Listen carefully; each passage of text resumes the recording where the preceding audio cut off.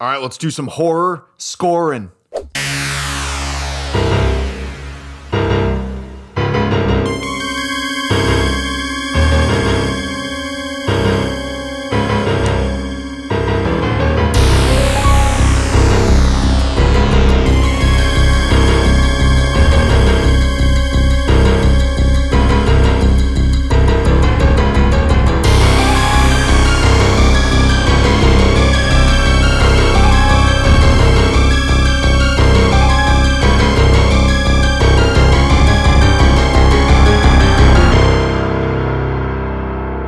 That's basically what I'm hearing in my head. If I see this creepy thing in an old 80s style horror movie kind of house coming after me, that's what I'm hearing in my head.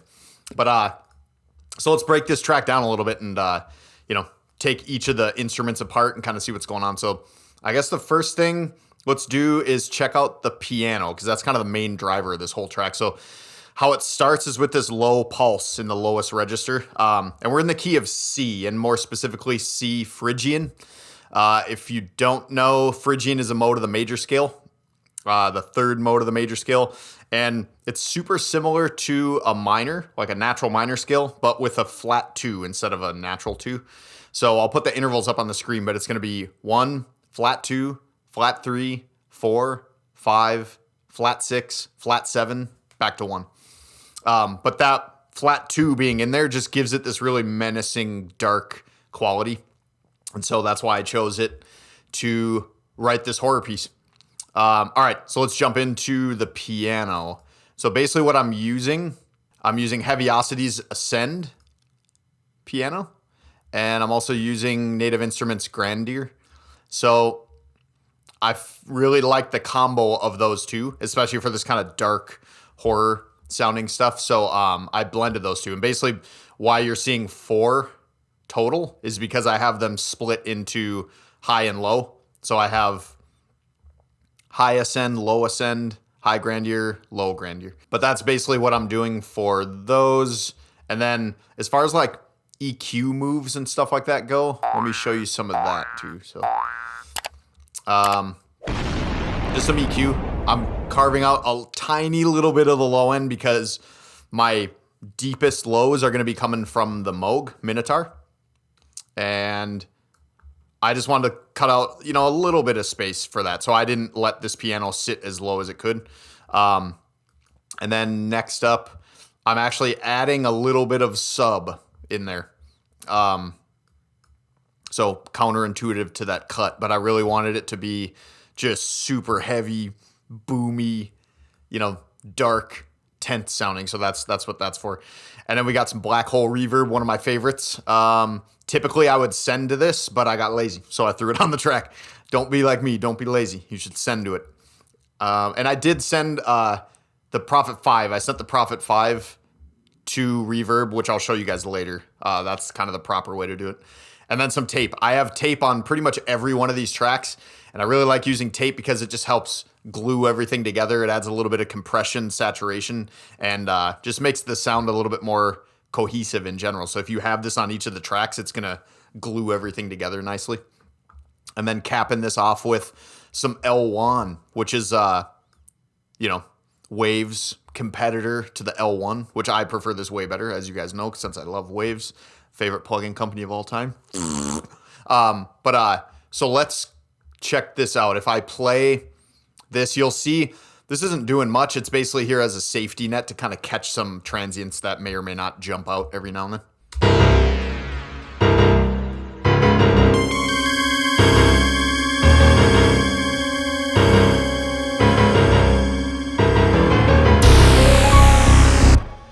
So, mostly pretty light, and then every now and then there might be one that'll spike it a little bit more, but that's basically what that's on there for. Let me show you this piano part. If I activate this.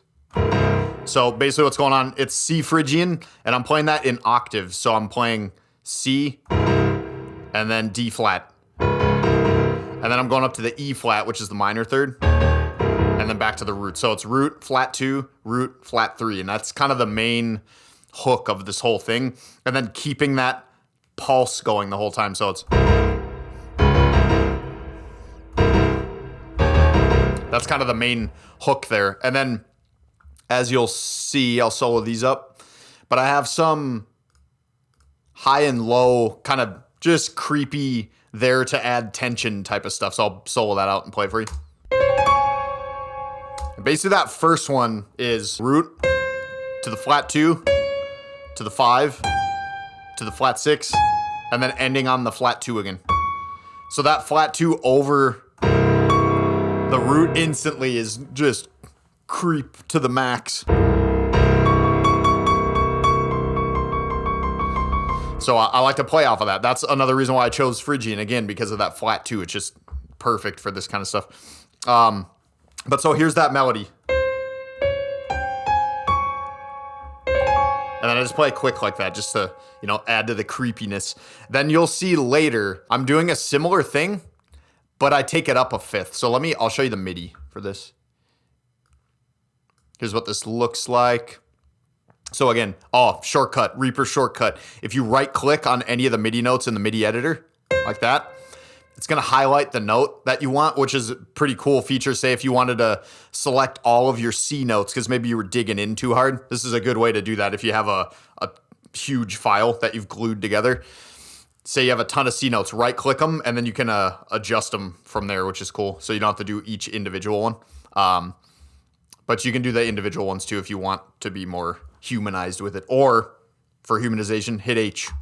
That brings it up, so you can adjust stuff from there too. But so we're going root to the flat 2, to the 5, in this case, which is G, to the flat 6, and then we're coming up here and ending on flat 2. Since it's an octave higher for the theory nerds, they may want to call that the flat 9, but whatever floats your boat. All right, but yeah, so that's this. That's that sound. It's just pure Phrygian goodness. I love that. But okay, then the next one up here, it's the same idea. Where is it? There we go. Same idea, but I've moved it up a fifth. And that's basically it. So now instead of going root, flat 2, 5, flat 6, flat 9, or flat 2, now we're going 5, flat 6, root, flat 2, and then we're ending on the flat 6. So that sounds like this. Same idea though. Just like that. So again, adding to the creep factor. But that's basically what's going on with the piano as far as lows and highs. Let's check out the synths and the rest of this track. So pretty much this whole track, like I said, is piano and synth, but I'm not using any soft synths. I'm only using my Prohpet 5 and my Minitaur. So the Minitaur is just there in this instance for the low end, the bass, just that thumping, pulsing bass to keep that tension high. And then the Prohpet 5 is pretty much covering everything else. So here, actually we start the track with these sound effects. So I got to give a shout out to my friend Dan. First off, he's a badass, but he's also a synth whiz. And so he's helped me kind of get some of these patches dialed in and get some of the sounds I like. So shout out to you, you're badass. All right, so let's check this first one out. So it's just basically like a sweep. Sounds super cool.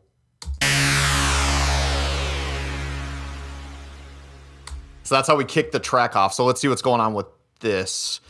Don't think I did too much. Tape again, you guys know I hate that. I never use it at all because it doesn't glue anything together. It doesn't add a little compression, a little saturation, so I hate that.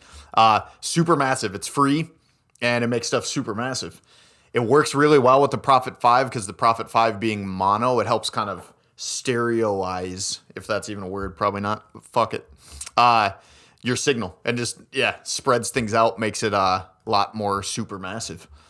And then what I did here was I'm letting all the low end breathe for this because it's the first thing we hear in the track, so I don't need to worry about it really muddying up and clashing with anything else yet. So that's why I let this sit down here.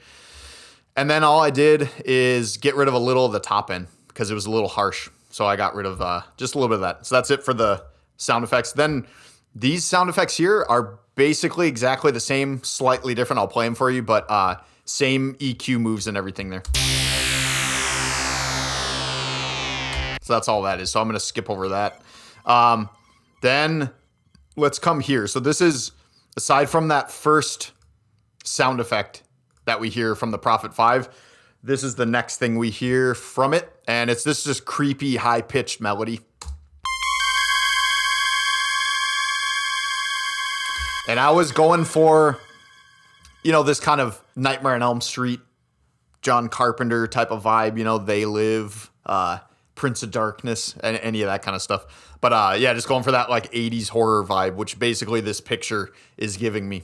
80s creepy house with that bitch in it is going to scare the shit out of me. So let's check out what I got going on this one. Again, tape, hate that plugin, never use it.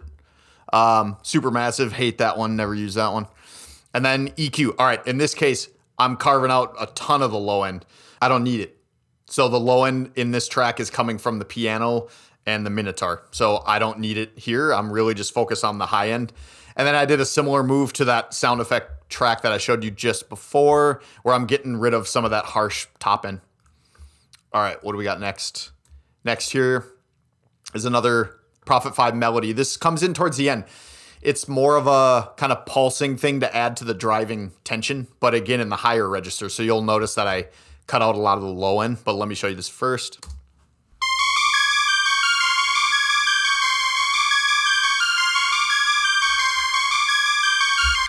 Yep, so this driving high creepiness. All right, what do we got here? Similar moves again. You notice I like to do like just quick moves that get the job done, straight to the point, no BS. So again, getting rid of all the low end that I don't need from this. And then again, some of the harsh top end. And then similar moves, tape, L1, just to catch some of those spiky transients. All right, then what do we got?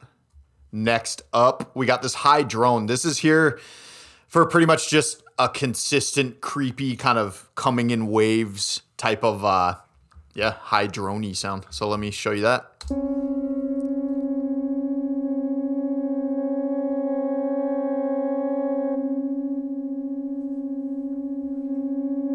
And again, there, as I'm playing that in, kind of adjusting the cutoff live, just so it's not this stale, stagnant sound.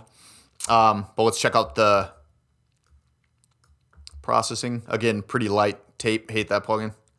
Have I ever said that? I'm not a huge fan of that. And then EQ. Carving out the low end. Again, don't want it, just the high end. And then a little, or yeah, keeping a little bit of that in there. What's next? Let's do the bass accents. Okay, so this is all Prohpet 5, Prohpet 5, Prohpet 5. This one's Prohpet 5, and then we got the Minitaur up next. But let's solo this out.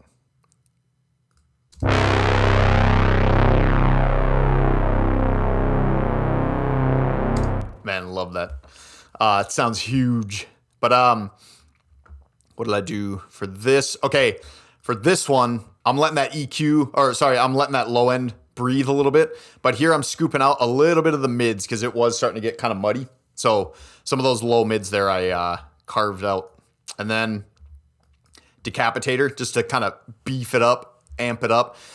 Also, another cool thing that you'll notice, if you want to check out all of your effects automation envelopes, click this trim button and then go show all active, and it's going to show you. So here's my drive, decapitator drive knob, and okay, I lied. What's this at? Yeah, it is at 5. All right, so it's at 5 for the whole track, but towards the end, notice here how I ramped that up. Same with the volume too. So I automated volume and then the drive knob just to beef this up a little bit more towards the end.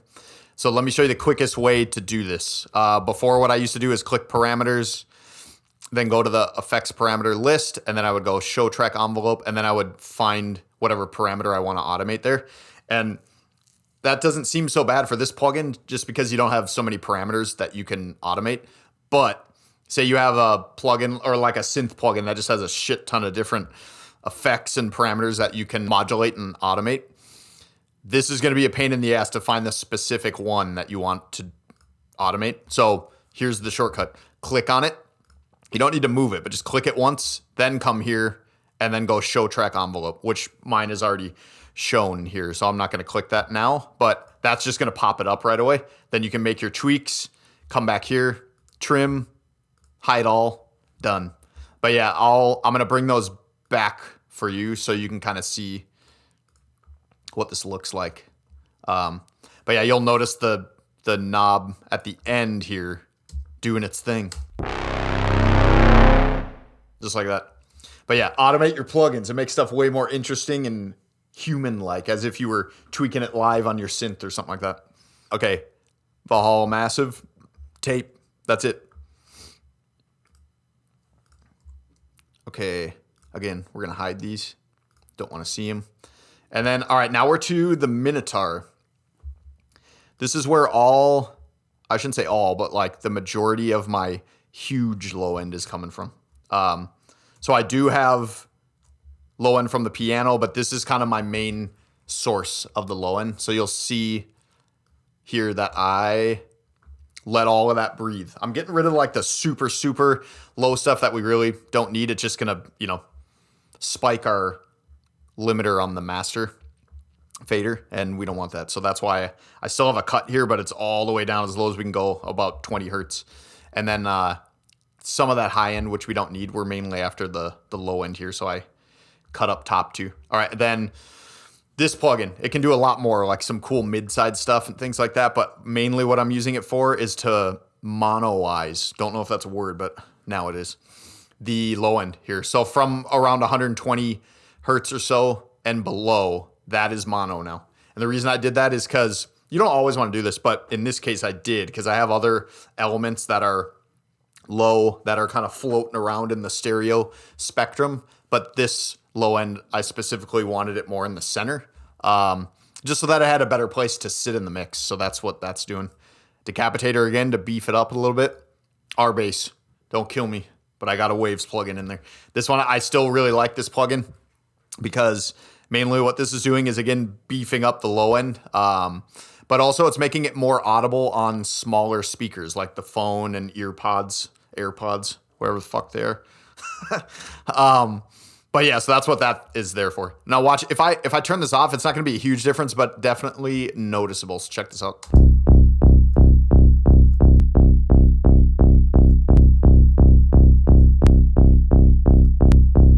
So definitely beefing it up a little bit, but it's adding harmonics all throughout the signal, and that's what's kind of allowing it to pop out a little bit more on those smaller speakers. Tape again, and then again, just there to catch some subtle transients.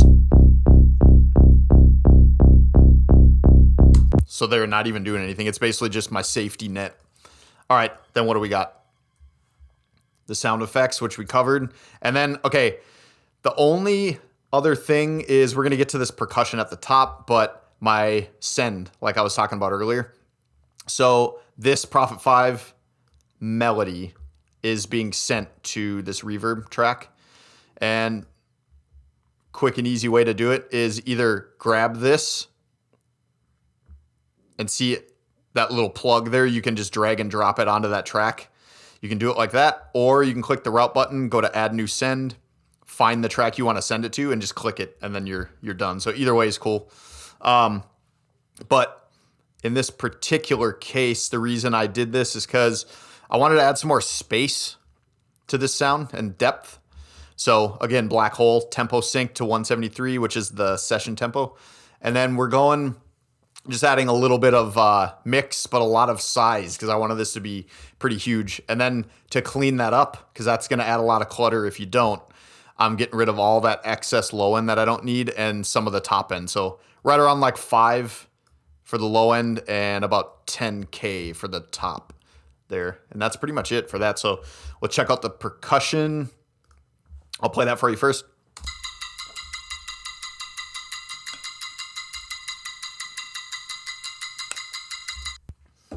Basically all that's going on there is that's coming from the Prohpet 5. Got some tweak action going on that. And then I got rid of all the low end again because I don't want it. I don't need it. Have a lot going on already. So that's carved out. And then again, waves. There's only 2 plugins in this session. And if I do use wave stuff, it's literally this one or R-Bass. But yeah, replacements. I'm going to find replacements for those. Then no more waves. See ya. All right. But this one, the main purpose of this one is to kind of start spreading my signal from the left and right speakers. So to get some movement in there. And then what I really did was accentuate that with Pan Man. This plugin rules. But that's just kind of taking that to the next level and making it less static. Because if I don't have that on, it's kind of just sitting right there in the middle.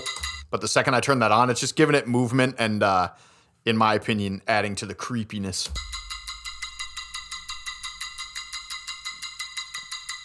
Yep, so that's what that's doing. And then some more tape. But I want to come back to this one because this is giving me a better sense of depth and pushing it back in the mix a little bit more. Because if I turn this off, notice how I'll toggle between on and off. But when this is off, it's more up front in your face, and I didn't want that. I wanted to have it pushed back a little bit more in the mix. So check this out.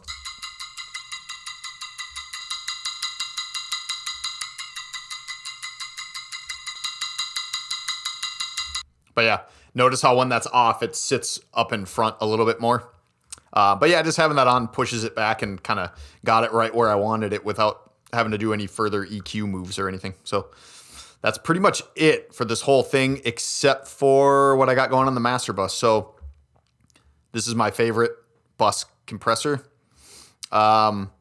This is just gluing everything together. So without it, stuff can be poking out a little bit more and just less cohesive. So kind of just like the tape plugin is doing, this is just a little less subtle with it. Still fairly subtle. I'm not doing a whole lot. Like probably up to about 4 dB.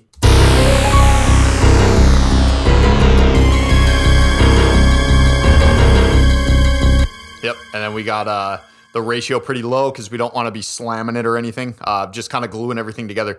Then I got this high pass filter on about 100 because I want the low lows to not be affecting the compressor. If I had this all the way down, the super low stuff is going to be affecting this more, and I didn't want that. So that's why that is like that. Okay, then next up, this is one of my favorite plugins of all time, and this is always on my master fader. But yeah, Oxford Inflator gives me volume and some saturation and harmonics and things like that. More tape, limiter. Don't kill me, but another Waves one. I lied. 3 Waves plugins for now. Okay, and then this plugin rules. I use this one a lot for referencing and just making sure I'm in the loudness ballpark and spectrum ballpark, but it's cool. You can do a lot with this one. Checking your low end, high end, all that loudness, LUFS. But yeah, you can do a lot more with that one, but that's the basic usage of it. That's about it. Hope you had fun watching this. We're going to do more of these, picking different genres and stuff like that. Let me know if there's any you want to see, and I'll see you soon.